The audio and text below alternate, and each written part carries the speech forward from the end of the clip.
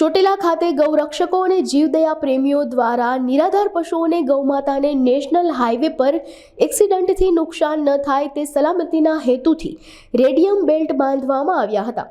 આજરોજ 400થી ઉપર radium belt બાંધવામાં આવ્યા। હજુ પણ જરૂરિયાત પ્રમાણે આગળ આ કાર્ય શરૂ રખાશે તેવું જણાવાયું હતું। તેમજ 40થી ઉપર ગૌરક્ષકો આ શુભ કાર્યમાં જોડાયા હતા। જય ગૌ માતા। આજરોજ ચોટીલા ગૌરક્ષા ટીમ અને અમારી તમામ જીવદયા ટીમ દ્વારા આજે ચોટીલા એ સૌરાષ્ટ્રનું પ્રવેશ દ્વાર છે।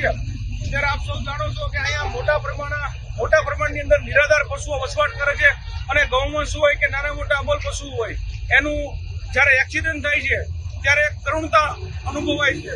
અમારી ટીમ દ્વારા થતા પશુઓ પણ બચાવવામાં આવે છે અને આજે એક નવી ઝુંબેશ પણ અમે ચાલુ કરીએ છીએ કે જે આજે ગૌ માતાનું રોડ પર જ્યારે એક્સિડન્ટ થતું હોય છે ત્યારે ગૌ માતાને પણ જોખમ થાય છે અને જે એક્સિડન્ટ થતું હોય ત્યારે લોકોને અને નાગરિકોને પણ જોખમ થાય છે।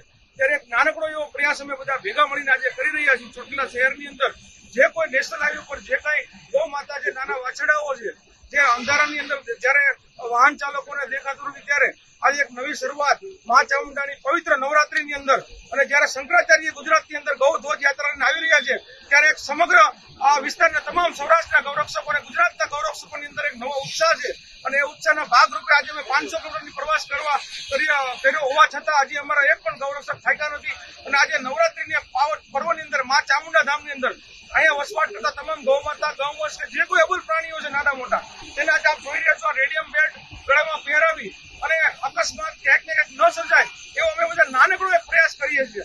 તો મા ચામુંડા તમામને શક્તિ આપે અને આ એક ભગીરથ કાર્યમાં આપ સૌને જોડાવા પણ મારી નમ્ર અપીલ છે।